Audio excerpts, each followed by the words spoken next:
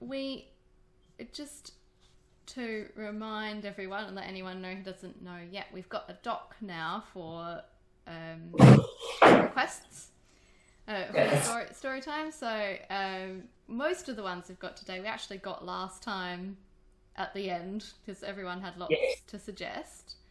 And I've put some of those things into the ongoing column on the sheet, which is for things that I'll put into a story, but not the very immediate next story, because the list gets a bit long sometimes otherwise. But I've picked out most of the ones that were said last time. So we have Never-Ending Roadworks, Enraging and Distracting Flies, Lost and Lonely Shopping Trolleys, Science Words Being Used in Everyday Life, Do You Think I Should Ask, Trains, I Think the Battery's Going Flat, and SIP, which stands for Scrumping Infection Prevention, a term coined by Dad and Beth last time. Yeah. So we've got a quick little poem, which is really just a very silly one. But of course we've got our characters being enraged by flies. So I thought I'd make the point that flies actually are quite an important part of the ecosystem, like everything else. So this is called Systems. Strange inverted seeds and spores, colonies with miniature laws, translucent wings and keratin, sonar navigated swims, leaves with red in place of green, lights that look like ships from dreams, animals that look like plants, plants that feast on ill-fated bugs, fungi that tidy decay for lunch, and insects that build towers looming above, tiny bacteria, complex hive minds, all part of a system. Yes, even the flies.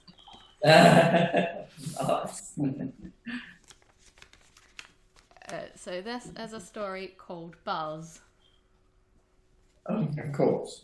We have a fly currently sitting on top of that fly. Very appropriate. Above the camera. If it crawls across the camera, it could be quite a good effect. Jay let out a breath, slow and controlled like a valve, and extended his legs skyward into firefly pose. Looking past his foot, he glanced at Alana. It was a mistake. She was still glaring. The yoga did not seem to be doing anything to curb her rage about the roadworks. It didn't look like they'd be trying any partner poses this evening. Jay didn't want to end up with a toe up his nose again. He sighed heavily and lost his balance, narrowly avoiding the coffee table and Alana's rosehip tea. I need some music, he announced. Alana rolled her eyes whilst continuing to glare like an angry cat, which was most disconcerting. You always need music, or chatter, or some other source of noise, Jay. What is your big problem with quiet? Jay rolled over and scooped the TV remote from the lower tier of the coffee table. Give me a break, Alana. I'm not used to being so far from the city. Where I lived in the share house, there was no quiet, believe me. It takes some adjusting to. Anyway, I mean quiet, relaxing music, obviously. He squinted at the light on the remote, trying to see if it was doing anything. It glinted back dimly. I think the battery in this is going flat. He poked at the buttons, expecting no response. The digital TV box lit up, and a dramatic car chase appeared on screen, accompanied by screeching heavy metal music. Ah! Crap! Off! Off! Jay pummeled the remote, but to no avail. The remote control battery, having been on its last legs, had now definitively kicked the bucket. It was fairly reasonable, in fairness, for Alana to be upset about the roadworks. They'd started back in January, when Jay had been trying to drive down for weekends, with the promise of completion in early March. Possibly they had completed stage 1, which consisted of tearing up a deep trench down the centre of the main street, and then, as far as anyone could tell, filling it straight back in again with a rougher surface that wore away tyres like sandpaper on plywood. The problem was that no sooner were they finished filling in the hole when another crew turned up and dug a new trench in the same place for some other mysterious purpose. It was now July, and a letter had arrived from the council informing them that roadworks were about to commence in the main street in order to install new electricity wiring. There was no explanation of what the previous works had achieved, nor apology for the inconvenience. Merely a statement that they intended to be finished by Saturday evening. The inconvenience to Alana was particularly great, as she was not in possession of a very good sense of direction. Without following the main street out of town, she had little hope of a straightforward journey anywhere. The advantages of living in the almost country suburb fringes were many. But a potential disadvantage, especially for the directionally challenged, was the fact that there was only one real arterial road. With the main street, this made life simple. Without the main street, however, the area was a warren of narrow, twisting back streets that travelled at deceptive angles and failed to take even those seasoned homing pigeon types in the direction they expected. Jay's early experiences of driving to Alana's had been winding roller coaster adventures through what felt like the middle of nowhere. When his housemates had expressed extreme surprise at him moving in with Alana, and he had cited the dreadful drive to see her as one of his reasons, he hadn't entirely been making it up. Jay, having switched off the TV at the wall, took Alana a fresh cup of rosehip tea. She'd given up on yoga and had her biology textbook open in her lap. "Have you seen this plant?" she demanded excitedly. "It's called a lithope and it looks like a rock. Plant camouflage." Jay smiled and sat down on the carpet next to her, peering at the weird speckled things on the page. "Looks more like a fungus to me." He set the tea down on the coffee table. "Yeah, but it isn't," Alana replied, with an air of great secrecy and excitement. Jay's eyes twinkled and he put his arm around her. This was good. Not only had Alana stopped being furious, but she'd got onto one of the topics he most enjoyed hearing about, her new biology studies. A love of nature was one of the few points of overlap in their wildly different life interests, besides yoga, of course. When Alana was talking about plants and animals, Jay could listen for days, even if she did sometimes use a lot of science words. Jay loved parties and social gatherings, but he'd discovered that a conversation with Alana on a topic she was passionate about was worth 10 nights out. This much puzzled his ex-housemates and ex-boyfriends alike, who couldn't make sense of this odd new earthy relationship full of peaceful times outdoors and quiet stay-at-home dinners. Jay wasn't entirely sure he understood it himself, and he loved that. "Mysterious," he said, accidentally out loud. "Huh?" Alana's eyes flicked up from where they'd been eagerly digesting some information about pollen spores. "Nothing." Jay turned his attention to the book and spotted some water lilies. "Hey, Alana, why don't we go on a botanical gardens date on the weekend?" Alana frowned and looked reluctantly up from the book. "Because the damn roadworks are in the way, Jay, obviously." Jay leaned his chin on her shoulder.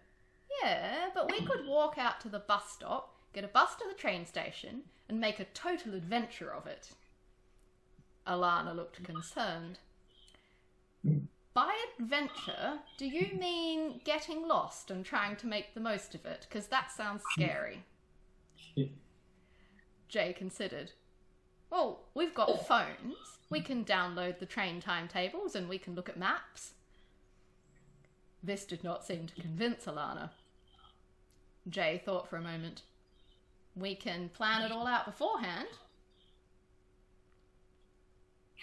The clouds seemed to clear from Alana's face. Okay, I'd love to go and see the... Her eyes narrowed. Fly! What? Jay frowned into the textbook, wondering if there was a special kind of fly or a giant Venus flytrap or something that Alana wanted to see. I can hear a fly. Where is it? Alana suddenly sprang up from where she'd been nestled against him and began stalking around the room like an angry tiger, swatting at surfaces with her book and making thuds that caused Jay to repeatedly leap out of his skin. Oh, he mumbled. By Saturday morning, Alana had warmed to the idea of their adventure and was packing her bag with everything from apples to snack on to a complete change of clothes and band-aids. Jay watched as she added 3 extra bags to the inner pocket of her backpack. Why are you putting bags in your bag? He called from the floor where he was doing a cat stretch. Alana grinned. In case we find some fruit on our walk, of course. Jay rolled onto his back and began doing sit-ups. Is that likely? As much as he'd liked the idea of gathering their own food, he never noticed any fruit trees by the road on his way in or out of town. Alana smiled secretively. Oh yes, if you know where to look. Then she glared suddenly and dashed across the room to whack the fly, which had just then decided to re-emerge from where it had evidently hidden behind the curtain the previous evening. A plate in the dish rack tipped over with a bang and the fly sailed out of the hole in the back screen door. 20 minutes later, Alana stood on the footpath, midway between the house and one bus stop, fixing her angry cat eyes on a sign which was balanced over a very large hole. It read, "Use other footpath." Since when is there any other footpath? Yelled Alana. So much for Zen, thought Jay wryly. Out loud, he said, Oh well, we'd better turn down a side street and dodge around. It'll be okay, Alana. I have Google Maps to guide us. He put a hand on her shoulder and guided her down a street to the left before she could shout at any council workers directly. The street they turned into was a rather nice one, lined with rose bushes in bloom and many very well-tended gardens, and Alana's expression cleared like the sky after a storm. Ah! She skipped ahead and began literally smelling the roses. Then she looked up and down the road, a hint of recognition in her eyes. I have a hypothesis. She darted off ahead before Jay could say science words. Oh. Jay caught up with Alana a short distance further on, where she was triumphantly pulling out the spare bags she'd stowed in her backpack. In front of her was a garden which was not entirely keeping up with the standards of the rest of the street. Long half-dried grass mingled with some scattered hollyhocks and agapanthus, swaying gently in the breeze. Over it all loomed a large, sprawling, somewhat spindly fig tree, which was nevertheless smothered in large, sweet-scented fruit. It was an absolutely brilliant, wild sight. Unlike its picket-fenced neighbours, this house had no clear boundary to its property, and fallen figs spilt out onto the road as if to emphasise this fact. Alana, Jay ventured carefully, I wouldn't exactly call this finding fruit, would you? I mean, that tree is definitely in someone's yard, isn't it? Alana began scooping up fallen fruit, inspecting each piece for wormholes or peck marks, and inching ever further towards the house. This place has always been empty, she declared, advancing to pulling fruit from the lower branches.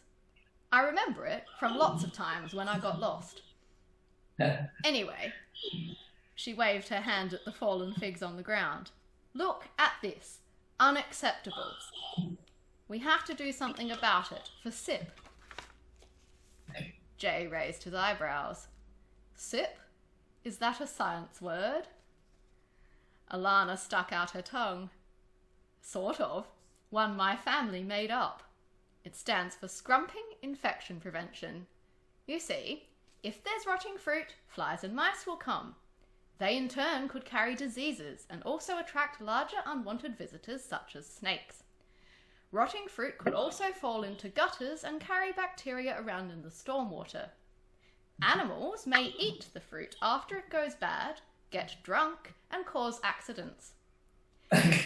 People may also simply slip over on the fruit and hurt themselves. All in all, people might get hurt, sick, bitten, or stung if fruit is left to fall to the ground and go bad. Thus, it's very important that we gather it when we encounter a mess, such as this one. Okay. Jay, who had been listening with an increasingly wide grin, stepped forward and began collecting figs. Very good presentation, he told her, adding figs to the bag. High distinction. Another 20 minutes later, Jay and Alana emerged from a side street, back onto the main road, much to Alana's delight. Oh my goodness, she exclaimed, patting Jay on the back. We got it right! Her backpack bulged where the figs now sat beside some pears, a dried sunflower head, and a couple of quinces that had been leaning over their respective fences. Alana, we were using the Google Maps GPS to tell us which way to go. I'd be a bit concerned if we still couldn't get back to the main road. Jay tightened up the zipper on Alana's bag, which was working its way loose, and a fly flew out. Jay decided not to say anything. By around 11:30, they found themselves at the train station, which was a confusing tangle of lit signs and gates and doors that said exit only. We just need to find the nucleus of this place, Alana declared. That's probably where the tickets come from. Do you mean the middle? Jay sighed. I'm not sure that's true. No, I mean the area with the densest concentration of important things. Oh, well, I guess that probably is true, but I'm not sure it's helpful.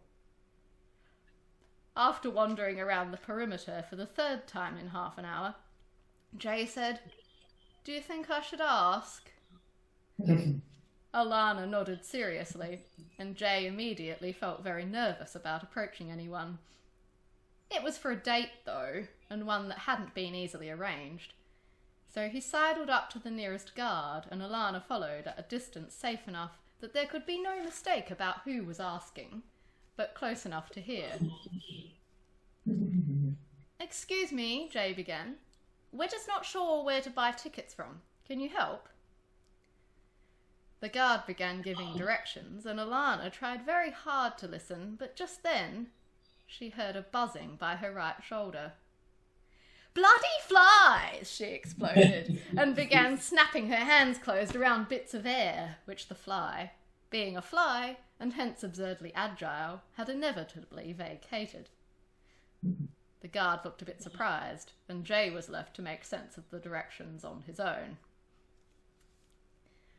Finally, Alana and Jay got on board a train which was definitely going to the city, as declared by a crackly audio announcement and a light-up sign. They followed instructions and minded the gap as they boarded, the accompaniment of many other noisy announcements from other platforms, such as the 12:28 train to Ashvale is delayed by approximately 40 minutes. This is a platform alteration, and please listen for further announcements. They sat down at one of the table seats, and Alana tucked her very heavy scrumping bounty underneath the table. Presently, Alana became aware that not one, but 3 flies had appeared from the general vicinity of her fruit spoils and were now sailing around the carriage. Ah! She exclaimed, and began crashing about between the seats. Alana?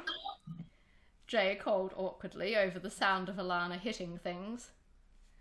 I think your sort of stolen goods might be attracting the flies.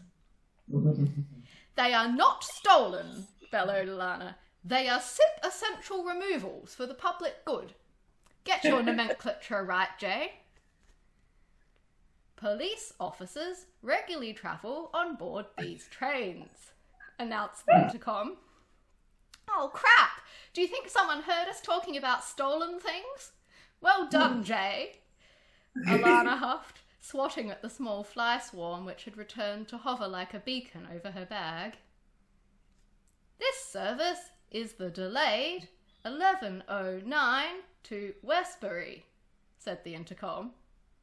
What? Chorused Jay and Alana.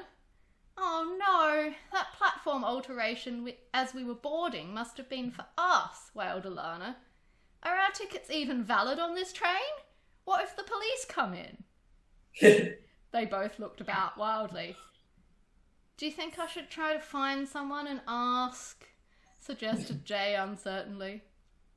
Maybe we should just get off at the next stop, said Alana, sounding dejected. I knew it was a bad idea to try to go out with the roadworks going on. They disembarked from the train, minding the gap, at a small and unfamiliar station in the suburbs. Jay, determined to remedy the date, began looking on Google Maps to see where they were and what was nearby. Look, he announced. There's a sushi place down the road. It's just a straight walk down the main street. We can't get lost doing that. Come on, let's get sushi and take it to this park. He pointed on the map at a green area marked Elm Park, which had symbols for toilets and some sort of botanical attraction. It doesn't look far. They set off along the unfamiliar main road, looking occasionally at the green line on Jay's phone, which went straight ahead for the foreseeable future. After turning around several times, they determined that the blue dot representing their position was moving, only very fractionally. That thing isn't calibrated properly, Alana complained.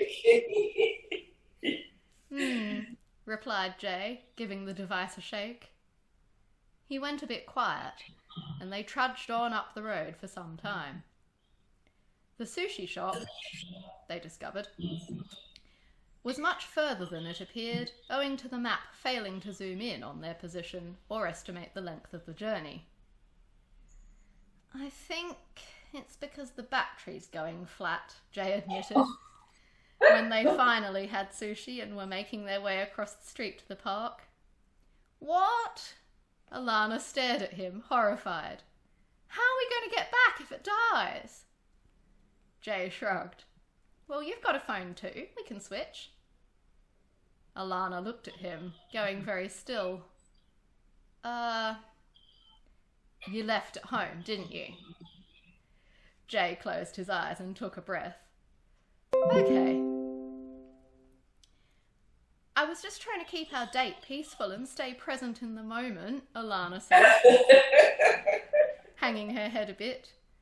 Then she seemed to see something, peering ahead intently at the park. Oh my gosh! Jay, look! Lithops! Oh. All was forgiven. They spent the afternoon eating sushi and scrumped fruit, Alana giving a detailed description of the lithops biology, while Jay attempted to get some photos of the odd little plants on his dying phone. The park was also in possession of a pond with water birds and dragonflies, and a small bower covered in wisteria. It wasn't the botanical gardens, but since she wasn't sure the botanical gardens would have had any lithops, Alana declared their accidental trip to the park a positive anomaly. Finally, the afternoon began to have that slight chill and golden look about the light that meant it was drawing into evening, and they could no longer put off determining how they were going to get back. In theory, Jay mused, the roadworks should actually be finished by the time we get there, so we could just call a taxi or try the bus from the stop by the train station. Alana brightened. That's right, the letter said they'd be done by 4:30. She paused. I think we'd better try the bus. We don't really know how far from home we are, so the taxi cost would be an unknown factor. With the last of Jay's phone battery, they determined which bus to catch and hauled Alana's fruit-filled backpack aboard. Jay fell asleep on the way, and Alana had to wedge herself up against the window to ensure she made a reasonable pillow. At around 6, the bus turned into the slip road and onto the main street of their quiet hometown. Except a huge digging truck and bitumen drill sat roaring in the road directly ahead, still tearing the main street to pieces. Bloody roadworks! Alana exploded, shaking Jay awake. Jay peered sleepily out of the window and groaned. Oh dear, it seems our theory has been invalidated. He glanced at Alana's face to see if he'd used the science words effectively. But Alana was distracted, watching in horror as the bus twisted itself narrowly past a person with a sign and began winding through the backstreet maze. Where will we get out? She looked at her huge bag of fruit. There was no way she was giving up on taking it home now, when she'd carried it all this way, but it was awfully heavy. They descended from the bus on a miscellaneous back street that the driver declared was about halfway through town. It was a dusty road, with only the occasional thistle and a few delicate grass seeds tumbling along in the wind like tumbleweeds in a western movie. Partway to the turnoff, Alana spotted something lying in one of the vacant blocks on their left. She went ahead a bit and peered closer. It was an abandoned shopping trolley, lying on its side with the wheels sticking out and handle half buried in the weed-covered dirt. Looks sort of hungover, doesn't it? Remarked Jay, catching up. Like us, if we'd also been drinking and decided to just sit down and take a nap. Alana, who didn't drink, did not respond to this, but to Jay's horror, struck out across the block towards the sad-looking trolley with a determined stride. Oh no, Alana, it doesn't belong to us. Alana decisively righted the trolley and plonked her heavy fruit bag into it. Don't be silly, Jay. It's already been stolen. We can do something about the ethics of the matter by returning it to the shops once we've made efficient use of it. The ethics of the matter were quickly forgotten once it became evident that this trolley, like all trolleys, had one wheel which barely turned, and when it did, attempted to misdirect the others. The trolley was carefully re-abandoned before they reached the main road. It was 7:30 by the time the two of them were changed and sleepily settled on the couch, the fruit arranged in an impressive pile on the coffee table. Jay had remembered that he had homework, and with great reluctance, Alana, who referred to makeup as gunk, had agreed to model for his practice at doing smoky eyes. Whilst she sat there with her eyes closed, determined not to admit that she rather liked the feel of the brushes and Jay's precise blending strokes, Alana was reciting information about plant cells in preparation for a test she had on Monday. Partway through listing the organelles and their functions, she paused and opened her eyes, much to Jay's consternation. Alana, you'll make me mess it up. Alana, to Jay's surprise, put her arms around his neck and gave him a kiss. We have a symbiotic relationship, she declared. Jay laughed and set the eyeshadow aside to give her a hug. I guess we do. We did okay at getting home today. It actually was an adventure after all. Yeah, it was. And you know what? After all that excitement, I'm really enjoying the quiet tonight. Oh. Even as he said this, Jay noticed a sound on the edge of hearing, insidiously growing louder. Oh no. Maybe Alana wouldn't hear it? Alana exploded up from the couch, almost knocking Jay flying as she disentangled herself and crashing spectacularly into his makeup kit.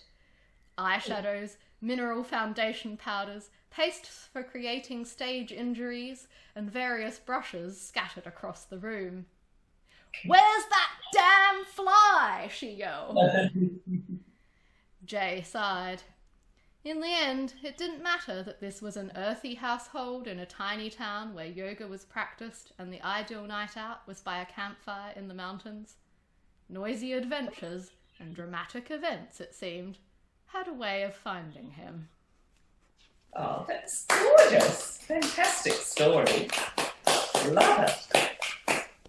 Oh, that's beautiful. I'm going to get a fly swat. Is We the do fly have a still fly. there?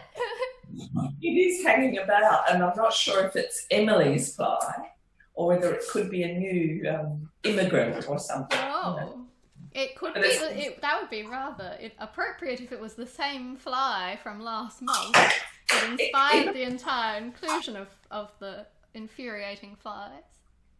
Well, I'm very reluctant to use sprays and things like that. That's all I can come up. No, there is in fact a fly. Barry's a kid with a bottle brush. I don't think that will work. The fly will, they're very sneaky. Like right. when Alana was trying to get them in, with their hands, they'll just go between the bristles and they'll be fine. Even when you have a rolled up newspaper, which is quite effective, or a fly swat, they're pretty good at evading them. No, and you have to really sneak up, and they're very, very quick. There's a real technique to fly swat. And backhand type shot like a tennis. Yes, exactly like Oh, maybe that's why I'm not too bad at not real tennis, but tennis on the Wii Fit, because you can use a sort of fly swap motion with your wrist, and it's very effective. Well, you might be all right at badminton. Oh, I am all right at badminton. I like shuttlecocks because they don't go very fast. No, that's right, and they don't hurt a lot when they hit you. Yeah, they're not really scary. I don't feel worried about them. Well, that was a fantastic story. Good, I'm glad you liked it. Yeah, no, very funny. The trolley was a bit snuck in at the end, but I nearly didn't do the trolley thing, and then I thought, no, I think I can find an appropriate place for the trolley. Oh, of course. The scrumped bag, but the sip thing was magnificent, and the use of the scientific language was delightful, and of course we know what's going to happen, roadworks and public transport things, and just magnificent.